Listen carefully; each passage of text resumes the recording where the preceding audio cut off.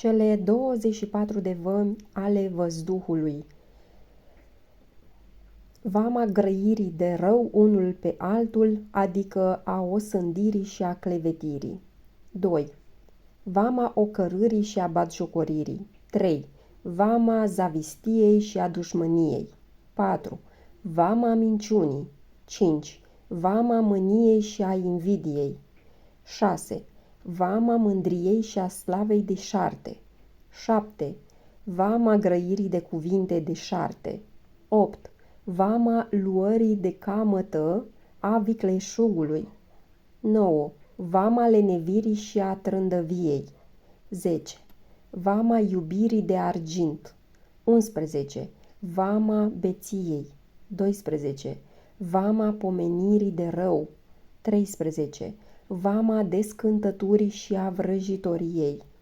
14. Vama lăcomiei și a îmbuibării. 15. Vama slujirii la idoli.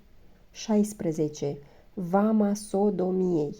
17. Vama preacurviei. 18. Vama uciderii. 19. Vama furtișagului. 20. Vama curviei. 21. Vama nemilostivirii și a asprimii inimii. 22. Vama suleimenirilor, vopsit buze, ochi, unghii. 23. Vama celor ce fumează. 24. Vama cea simonicească a arhiereilor. La sfârșitul fiecărei catisme din psaltire, după ce se zice de 40 de ori Doamne miluiește, se citește rugăciunea pentru vămile văzduhului și se fac 24 de metanii. Pentru fiecare vamă se citește o psaltire.